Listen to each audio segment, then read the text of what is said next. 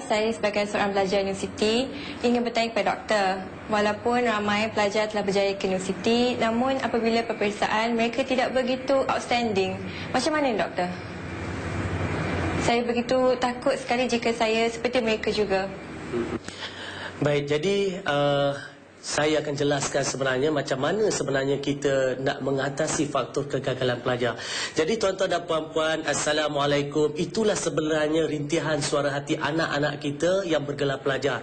Ramai di antara pelajar-pelajar kita walaupun dah di peringkat ke universiti, seperti pelajar yang ada di depan saya, yang mana beliau dah masuk universiti tetapi beliau punya kebimbangan. Kenapa rakan-rakan yang lain ramai yang gagal untuk capai kejayaan? Malah bila kita sebut gagal ni, dia bukan bermakna bila kita sebut gagal maka dia kena tendang keluar daripada universiti, ataupun dia mungkin satu hari nanti jadi penganggur, ataupun misalnya dia jadi penagih dadah. Itu kategori orang gagal. Gagal ni kebanyakan pelajar dia gagal menggunakan potensi yang ada dalam diri dia. Itu salah satu sebab. Kalau kita perhatikan, kalau seorang pelajar tu dia berpotensi untuk menjadi seorang doktor misalnya, tetapi dia berakhir hanya menjadi seorang jururawat. Adakah dia berjaya atau gagal? Dia gagal. Dia gagal menggunakan potensi untuk menjadi seorang doktor. Dia berakhir dengan seorang jururawat. Lainlah kalau dia minat jururawat. Dia berpotensi untuk jadi doktor, tetapi dia minat jururawat, dia pilih bidang jururawat. Itu berbeza. Tetapi kebanyakan pelajar-pelajar kita, dia boleh pergi lebih jauh tetapi dia gagal. Gagal inilah yang membimbangkan kita, sebab kita sebenarnya ada seseorang yang berkualiti tetapi mereka tidak mampu menggunakan kualiti diri dia untuk menjadi orang hebat, manusia yang terbilang dalam kehidupan dia. Baik, pertamanya sekali kita lihat, kebanyakan pelajar-pelajar ni gagal sebab mereka ni suka cari alasan. Alasan macam mana? Kalau kita lihatkan kawan-kawan di kalangan kawan-kawan kita dekat universiti kan, kadang-kadang dia beri kita alasan. Dia kata, saya ni susahlah nak berjaya. Kenapa susah nak berjaya? Sebab dia kata datang daripada keluarga yang miskin. Okey. Saya datang daripada keluarga yang miskin. Bila nak pergi ke kuliah, kadang-kadang makan Maggi contoh dia. Ya, duit tak cukup, segalanya tak cukup. Jadi sebab itu dia tak boleh berjaya. Beasiswa tak dapat, dia kata. Baik, itu cuma alasan. Sebab apa? Saya pernah ada pelajar-pelajar yang mana memang betul datang daripada keluarga yang miskin, yang terpaksa ibu bapa mereka berhutang, bergolok bergadai, menjual segala harta benda yang ada, nak hantar anak-anak mereka ke sekolah, ke universiti dan sebagainya. Dan akhirnya anak-anak ini berjaya. Kenapa? Sebab pertama, mereka kenang jasa ibu ayah. Ya, lepas tu bila mereka kenang jasa ibu ayah, kedua, mereka manfaatkan bila ada cuti-cuti semester, mereka tak ada rasa malu, tak ada rasa segan, mereka akan pergi buat apa saja pekerjaan. Dapat 3-400, dapat gaji 6-700, mereka boleh jadi jurujual, mereka boleh duduk buat apa kerja-kerja dekat warung, bantu buat air teh tarik misalnya, ya, bantu jadi waitress dan sebagainya. Mereka sanggup buat kerja-kerja ini pada waktu cuti, dan setengahnya pada waktu malam pun ada yang bekerja misalnya. Tetapi dalam masa yang sama, mereka memberikan tumpuan pada pelajaran. Kenapa ada orang macam ni sedangkan dia juga daripada keluarga yang miskin? Kenapa yang keluarga yang satu lagi, daripada orang yang satu lagi, pelajar yang satu lagi memberikan alasan kemiskinan untuk gagal? Sebenarnya ini semua alasan. Dan ada juga pelajar yang memberikan alasan misalnya dia tidak boleh berjaya kerana apa? Kerana dia punya masalah keluarga. Contoh dia apa? Mak dan ayah dia sedang dalam proses nak berpisah. Ini berlakukan dengan ramai pelajar, yang pelajar-pelajar yang ada di depan kamera ni pun, dari depan TV ni pun kan berlaku, yang mana mereka rasakan bila keadaan berkeluarga itu sudah tidak tenteram, sudah tidak bahagia, maka itu alasan yang paling kukuh untuk mereka berikan kepada diri mereka untuk gagal. Maka mula dia pergi ke kuliah pun kadang-kala tak bersemangat, kadang-kala hadir, kadang-kala tidak, assignment tak siap, tugasan tak lengkap dan sebagainya. Dan ini juga sebenarnya kita kena ingat bahawa dalam hidup kita, Ibu ayah dan kita mempunyai dua kehidupan yang berbeza. Mak ayah ada kehidupan dia, kita juga ada kehidupan kita. Kita tak dapat sekat masalah keluarga, masalah mak, masalah ayah. Kita tak dapat nak sekat. Sebab apa? Kita tidak punya kuasa.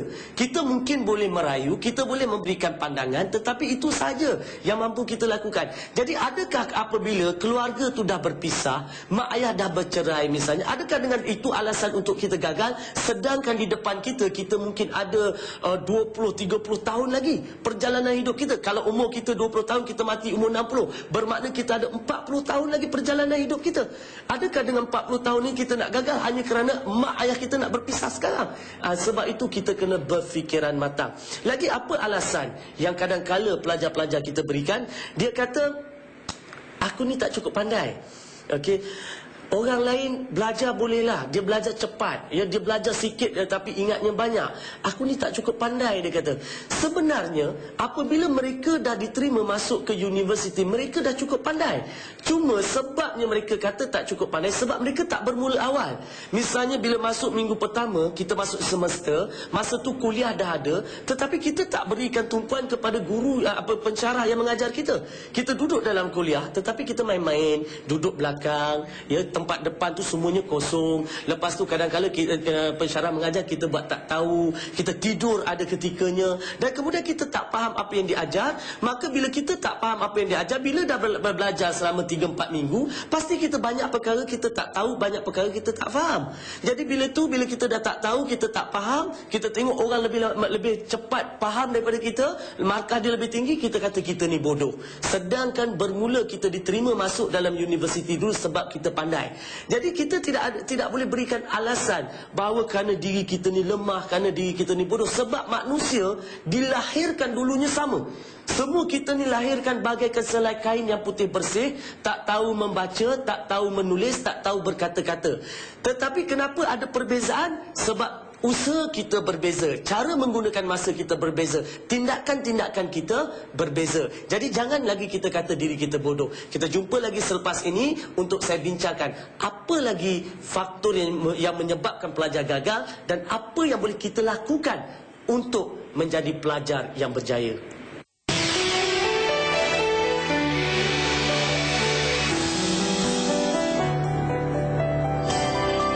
Alhamdulillah, tuan-tuan dan puan-puan, adik-adik, para remaja kita yang belajar di universiti atau yang di sekolah, masih lagi di kaca TV. Sebab saya sedang membincangkan sekarang ini kenapa ada pelajar-pelajar kita yang gagal. Okey, kenapa mereka gagal dan bagaimana pula mereka dapat keluarkan diri mereka daripada kegagalan ini. Kalau kita perhatikan, sesetengah kita ni, selain daripada memberikan alasan yang pelbagai, sesetengah kita ni sebenarnya kalah sebelum berjuang. Okey, kita kalah sebelum berjuang dari segi macam mana? Kadang-kala memang betul bila kita masuk dalam satu universiti atau kita pergi ke sekolah, mula-mula tu kita penuh dengan ketakutan. Kita takut kita tak mampu bawa subjek tu, kita takut dengan situasi yang baru, suasana yang baru dan sebagainya. Baik, yang lebih kita takut lagi ialah apabila kita kata aku ni rasanya tak boleh lah, kalau aku belajar pun sampai hujung tahun ni rasanya tak ke mana lah, rasa-rasanya dah dapat agak dah, kalau belajar pun mesti gagalnya lah, kan? Lebih-lebih lagi apa, ini masuk universiti ni yang mana bahasa Inggerisnya wajib. Lepas tu dia fikir balik, dia ukur-ukur balik kemampuan diri dia.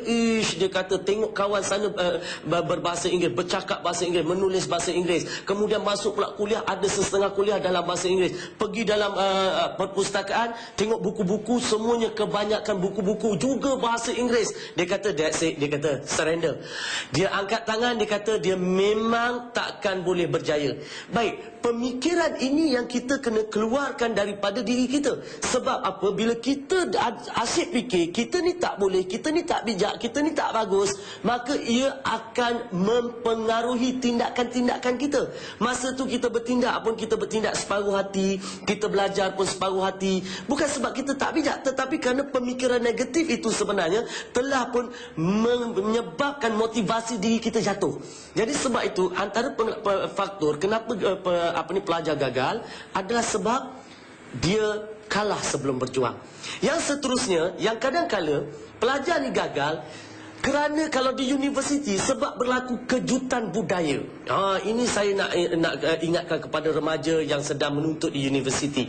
Dia biasa duduk di rumah. Bila duduk di rumah, mak tengok, ayah nasihatkan, ke mana pergi mak tanya, pergi pukul berapa, balik pukul berapa, nak jumpa siapa.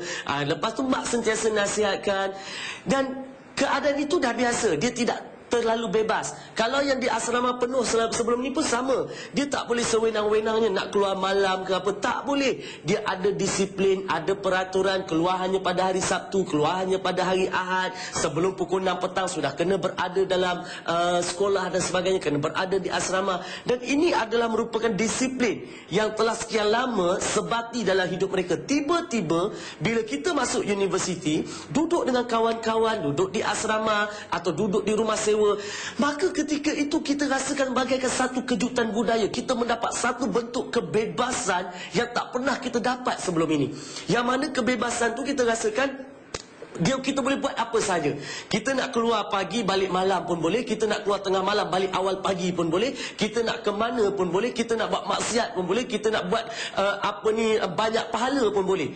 Jadi kepada pelajar-pelajar yang sebelum ini tidak berhadapan dengan keadaan ini dia jadi terkejut. Dia rasa, kalau macam ni seronok ya. Terutama kalau mereka datang ke bandar besar seperti di Kuala Lumpur ataupun mereka belajar di luar negara, kejutan budaya ni lebih hebat.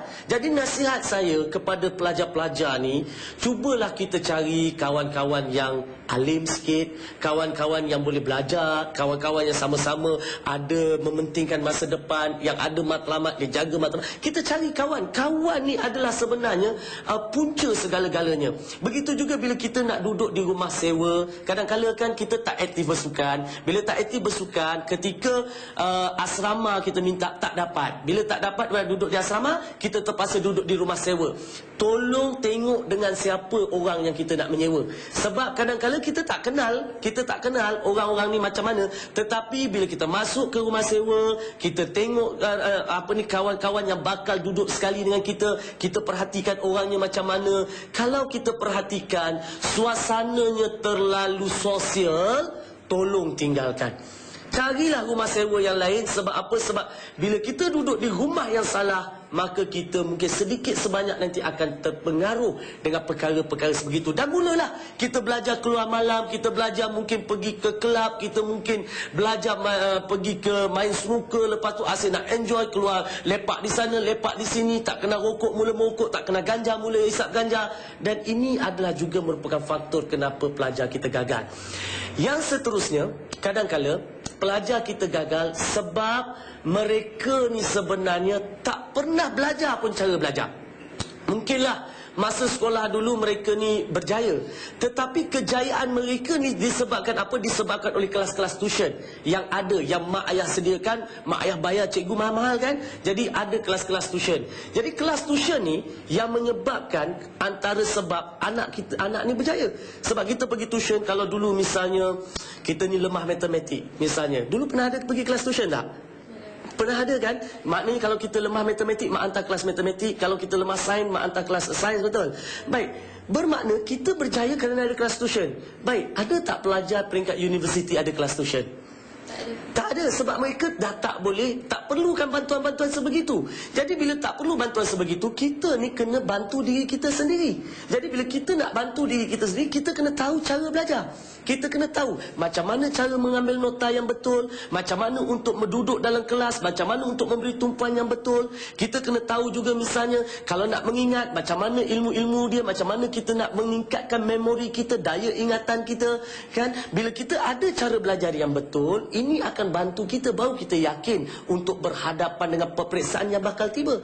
Sebab kita di peringkat universiti misalnya, kita bukan lagi disuap. Itu kita kena ingat. Kita bukan lagi disuap. Sebaliknya, di peringkat universiti ya, anak-anak yang ada depan TV juga, di peringkat universiti kita perlu mencari maklumat. Kita sendiri perlu keluar mencari maklumat, rajin ke perpustakaan, rajin untuk masuk ke dalam internet, cari maklumat-maklumat. Dan ini kalau kita tak rajin buat benda-benda macam ni, itu sebab kita gagal. Sebab kita kekurangan ilmu berbanding dengan pelajar-pelajar yang lain.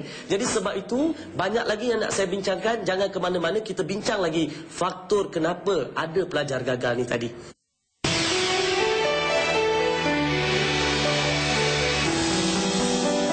Alhamdulillah, tuan-tuan dan puan-puan, anak-anak kita, para remaja kita, para pelajar yang dikasihi semua masih ada di depan TV. Jadi kita bincang lagi, apakah yang menyebabkan faktor kegagalan? Sebab pelajar yang ada depan saya bertanya, dia tanya macam mana ni, dah masuk universiti, ramai juga yang gagal. Dan beliau takut sangat kalau-kalaulah beliau juga terpedaya, terpengaruh dan akhirnya gagal untuk mendapat keputusan yang baik dalam peperiksaan di universiti. Baiklah, kadang-kala kita sebagai pelajar ni, kita ni suka ambil perkara yang kecil, kita besar-besarkan. Kadang-kala kita duduk satu rumah, ya, kita dapat kawan. Kawan ni jenis orang yang kadang-kala ambil barang kita tak pernah minta izin. Ada orang macam tu kan, kawan-kawan yang dia nak pemadam dia ambil, dia nak pen dia ambil, dia nak buku dia ambil, dia tak ada kata pinjam sekejap, dia terus ambil saja. Dan kita ni pelajar. Jadi kita ni memanglah kita patut tegur. Kita tegur kawan kita bahawa cara dia tu tak betul, cara dia tu salah. Kita tegur setakat itu cukup. Tetapi janganlah sampai perkara yang kecil itu membuatkan kita ni murung, kita ni tak bercakap berhari-hari, lepas tu kita mula tak dapat nak belajar sebab kerana perkara-perkara yang ada di sekeliling kita yang kecil-kecil itu mengganggu pemikiran kita hingga kita duduk, kita tak dapat tumpu kepada pelajaran. Jadi kita kena lihat kalau perkara yang kecil-kecil dah kita tegur, dah kita cakap, kita ketepikan. Ya, kita jangan jadi orang yang memberatkan perkara yang remeh-temeh. Ini satu perkara yang kadang-kadang pelajar kita dia tidak ada kemahiran ini. Dia tak dapat bezakan perkara antara perkara yang penting dengan perkara yang kurang penting. Perkara yang penting dengan perkara yang remeh-temeh. Jadi kita kena ada satu senarai. Perkara bila berlaku sesuatu, kita kena tengok perkara ni perkara remeh-temeh ke perkara yang penting. Kalau perkara tu penting, okey, penting. Kalau remeh-temeh, ketepikan. Kalau setakat kawan-kawan ni, itu perkara biasa, kita tak dapat nak buat apa-apa dengan mereka, cuma dapat menegur dan sebagainya.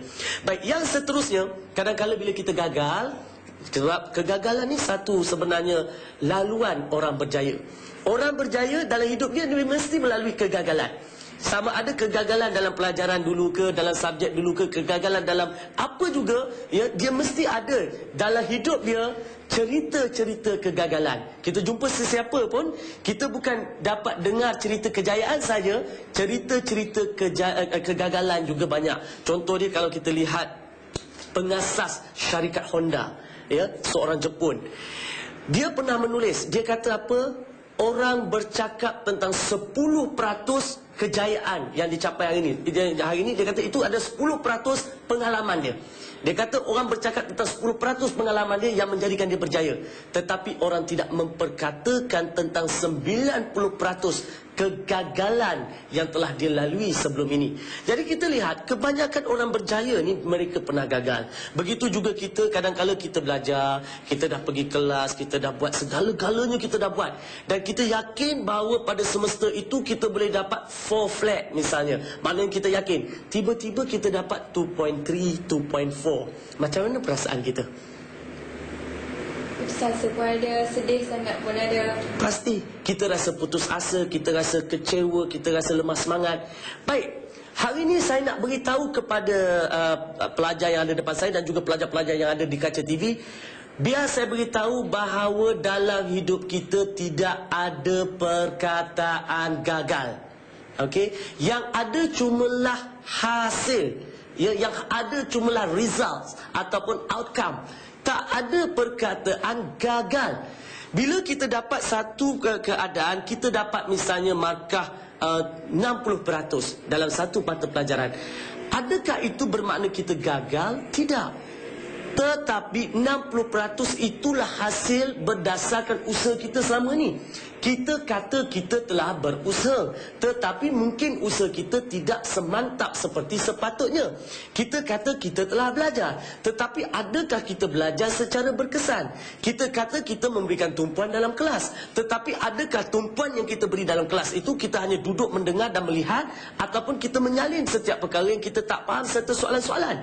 Jadi di sini kadang-kadang pelajar dia keliru. Dia memikirkan bahawa dia dah belajar, kenapa kena berlaku macam tu? Sebenarnya tidak. Sebab kegagalan itu berlaku kerana bukan kegagalan, sebab hasil itu berlaku kerana hasil itu adalah lambang kepada usaha dia. Kalau usaha dia begini, maka hasil dia begitu. Jadi sebab tu kalau dia dapat 60% sebab usaha dia 60%. Jadi kalau dia nak dapat hasil yang baru, maka dia kena kaji balik usaha-usaha dia tu tadi, dan dia kena mula lihat apa yang dia belum lakukan. Misalnya, okey, dia dah belajar. Berapa jam dia belajar? Dia dah belajar 3 jam. Adakah 3 jam itu semua 3 jam masuk dalam kepala kita? Ataupun kita duduk 3 jam, kita belajar 3 jam, 3 jam tu dalam masa 1 jam kita belajar cuma 20-30 minit. 30 minit yang masa yang lain, biasanya ni pelajar-pelajar universiti ni, perangai dia apa? Dia suka duduk belajar tengah malam sampai pukul 1-2 pagi. Kemudian dia duduk masa belajar tu tadi, dia pasang radio. Betul? Dia pasang radio. Bila dia pasang radio, radio tu ganggu dia. Dia fikir kalau ada radio ni, dia kata seronok sikit kan, belajar dengan radio dan sebagainya. Maka bila dia duduk, dia pasang radio, maka radio itu mengasyikkan. Dia melayan radio tu, tiba-tiba belajar 1 jam, 20 minit, 30 minit terbuang begitu sahaja. Yang ada cuma mungkin 30 minit saja masa belajar. Tetapi dia beritahu pada sangkaan dia belajar 3 jam. Ya, tetapi sebenarnya dia belajar tak sampai 1 jam. Masa yang dia duduk, betul, dia duduk di meja 3 jam. Tetapi yang dia belajar betul-betul tak sampai pun 1 jam. Dan ini masalah kebanyakan para pelajar. Ini yang mendorong kepada kegagalan dia. Jadi sebab tu bila kita rasa kita ni gagal, ingat bukan gagal tapi itu hasilnya. Kita kena cari apa sebab kita dapat hasil hanya sebegitu. Yang seterusnya, ya, bila kita rasa kita ni gagal, apa yang patut kita lakukan? Kita kena ingat satu sahaja. Setiap kegagalan membawa satu pengalaman yang cukup bermakna.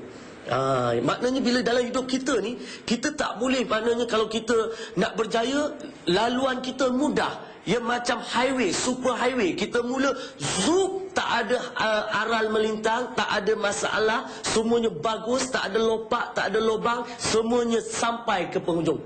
Tidak. Sebab dalam hidup kita ni kadang-kala kita perlukan pengalaman-pengalaman. Sebab pengalaman-pengalaman ini akan mengajar kita. Pengalaman-pengalaman kegagalan ini akan mematangkan kita. Pengalaman-pengalaman ini akan membuatkan kita dapat menghasilkan satu keputusan yang bijaksana.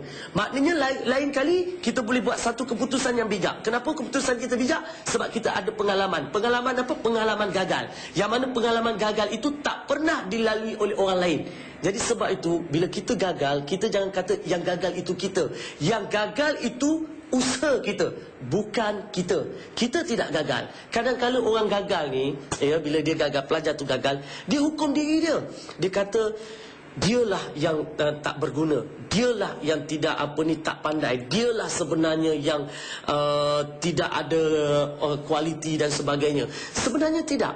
Semuanya ini tidak ada sangkut paut langsung dengan diri. Semua ini hanya berkaitan dengan usaha yang mungkin tidak seberapa, perancangan yang mungkin tidak mantap, dan juga masa yang mungkin tidak digunakan secara berkesan. Jadi insya-Allah selepas ini, bila kita dah tahu perkara ni, kita dapat atasi masalah kita. Jadi sekian kepada para penonton, adik-adik, para remaja kita. Sekian, wabillahi taufiq wa hidayah. Wassalamualaikum warahmatullahi taala wabarakatuh.